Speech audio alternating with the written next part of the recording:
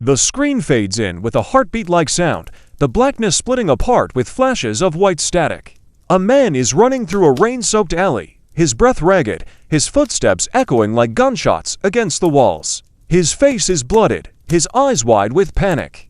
A shadow looms behind him, closer and closer with each second. Before this story begins, a voice cuts through, sharp, commanding, directly to the viewer. Hit that like button and subscribe now. You'll need to stay with us for what's coming next, because once you step into this world, there's no way out. The man trips, crashes against a dumpster, and for a heartbeat we think he's finished. But then he drags himself up, clutching a small steel case against his chest like it's worth more than his life. The shadows behind him twist, shape-shifting into something almost human.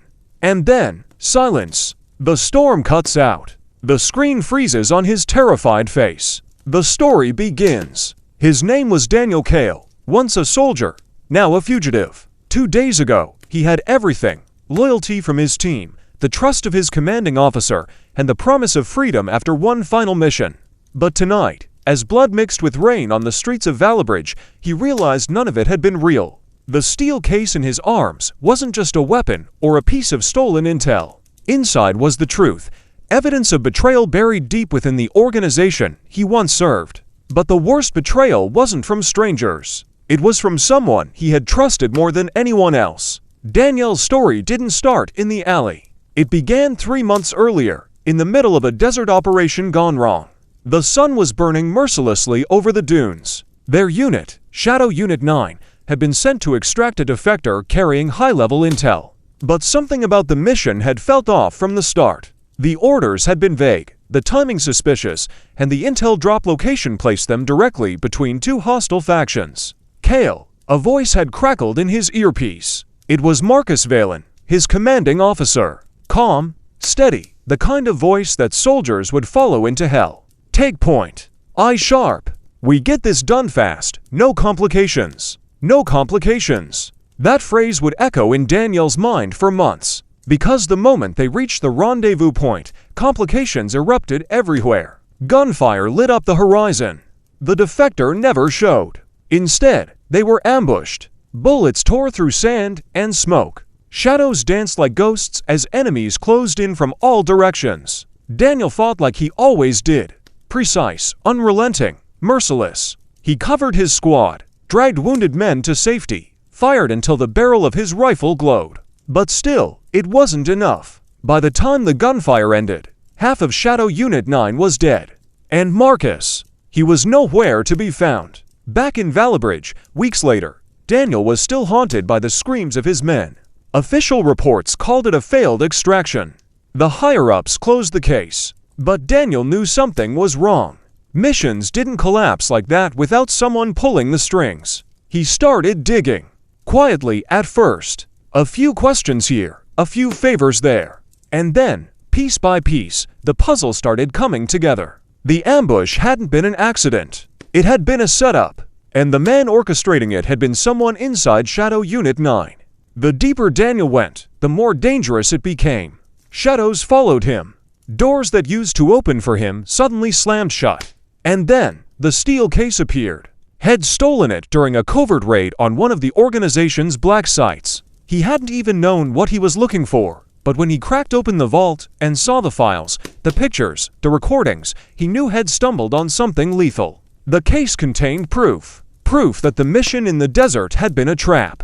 Proof that the deaths of his men had been orchestrated. Proof that the traitor was someone Daniel knew. The closer he looked, the clearer the betrayal became. Marcus Valen, the man who had saved his life countless times. The man Daniel had once called brother. The man whose voice still haunted his nightmares. Daniel had wanted to confront him, face to face. But Marcus wasn't a man who left loose ends. By the time Daniel made his move, Marcus had already turned the entire organization against him. Kel's gone rogue. Marcus' voice had thundered through the channels. Hayes compromised. He stole classified data. Bring him in alive if possible. If not, terminate. And just like that, Daniel had become a target. Valabridge was a city that thrived on secrets. Every alley, every rooftop, every shadow seemed to whisper betrayal. As Daniel ran through the storm that night, clutching the steel case, he realized there was no going back. He couldn't trust anyone. Not his unit, not his contacts, not even the people he once called friends. Except one. Her name was Alira Davin. She wasn't a soldier. She wasn't a spy. She was a civilian who had stumbled into this world by accident years ago when Daniel had saved her during a failed bombing. Since then, she had become his only anchor to something resembling a normal life. And now, she was the only person he could turn to. The rain hammered down as Daniel pushed through the city streets, every step a battle against exhaustion. He reached Alira's apartment just as the clock struck midnight. She opened the door, shock flashing across her face when she saw him. "Daniel, what the hell in no time?" he rasped, pushing inside. "Lock it, now." Alira hesitated, then slammed the door shut. Daniel collapsed onto her couch, dropping the steel case onto the table with a heavy thud. His hand shook as he tried to steady his breath. Alira stared at the case, then at him. "What is that?" "The truth," Daniel whispered. His voice cracked with the weight of it. "The reason they're hunting me." But what Daniel didn't know, what he couldn't know, was that betrayal had already entered this room. Because Alira wasn't just the innocent ally he thought she was. She was already in contact with Marcus. And tonight, Daniel had unknowingly walked into another trap. The silence in Alira's apartment was heavy, broken only by the soft ticking of the clock on the wall. Daniel leaned forward, pressing his hands against the steel case, his mind racing with strategies, escape routes, possibilities. But Alira wasn't watching the case. She was watching him.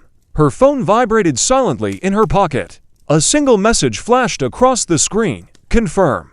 "Is he there, Tem.V?" Her hand trembled as she slid the phone back into her pocket. She hadn't wanted it to come to this. She had told herself she was doing the right thing, that Daniel was dangerous, that Marcus was right. But seeing him now, broken, exhausted, still fighting even when the whole world had turned against him, doubt gnawed at her. "Daniel," she said softly, forcing her voice not to crack. "What's inside?" He looked at her with bloodshot eyes. "Everything. Every lie, every betrayal. Proof Marcus sold us out. Proof he killed them. My men didn't die because of bad intel. They died because he wanted them gone."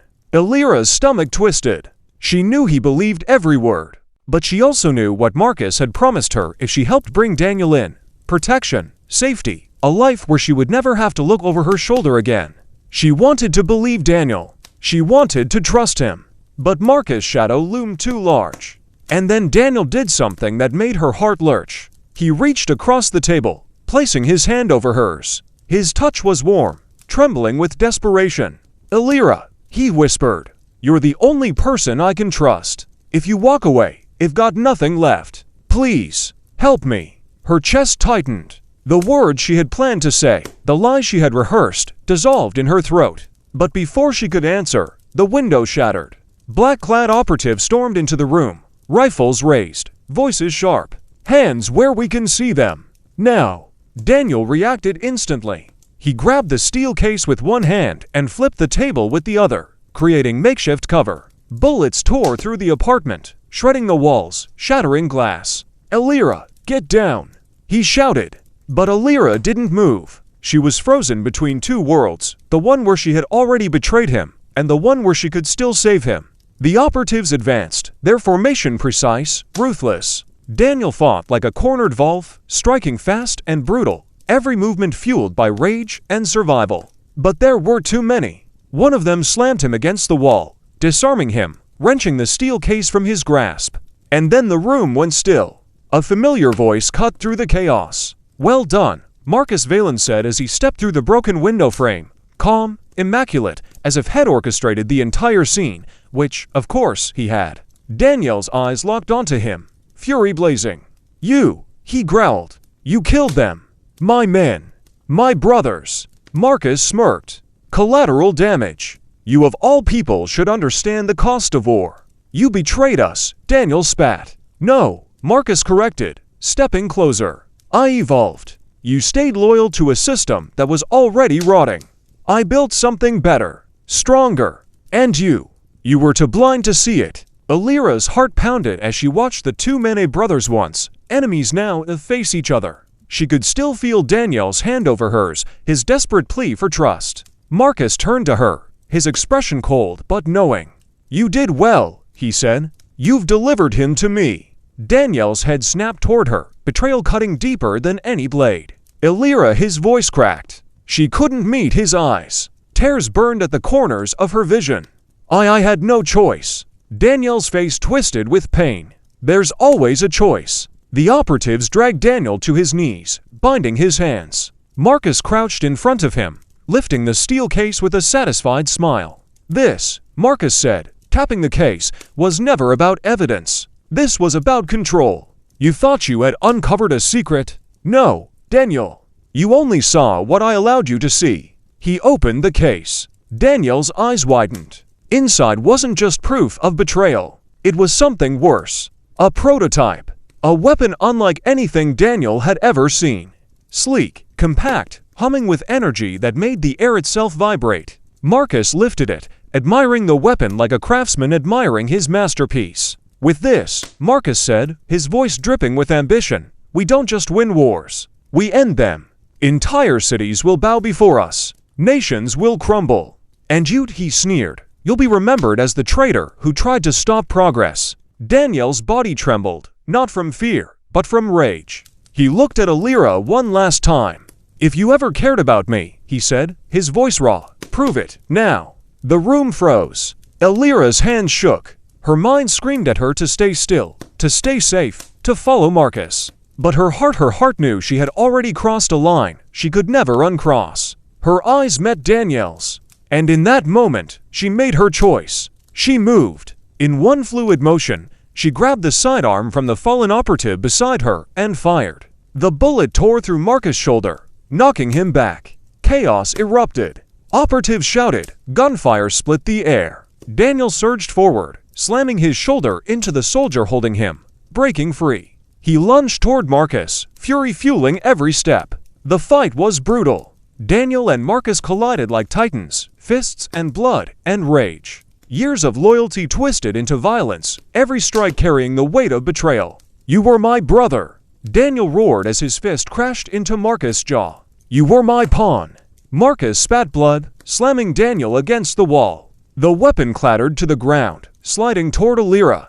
Her hands shook as she reached for it. The energy pulsed, alien, terrifying, as if it were alive. Destroy it, Daniel shouted, struggling against Marcus. But Marcus' eyes went wild. No, it's the future.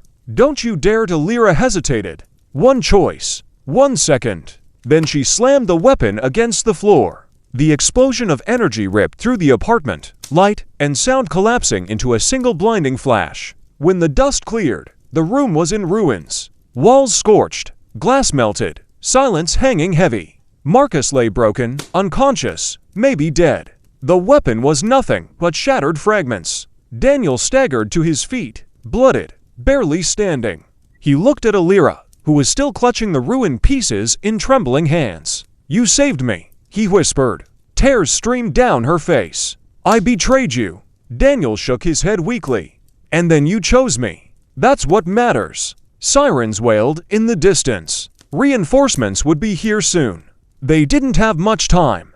Daniel grabbed Illyra's hand, pulling her toward the shattered window. Together, they vanished into the night, leaving the ruins of betrayal behind. Hours later, under the cover of darkness, Daniel stood on a rooftop overlooking the burning skyline of Valabridge. Illyra stood beside him, silent, haunted. We can't go back, she said softly. We don't, Daniel replied. His eyes were cold, determined. We go forward. Marcus isn't done.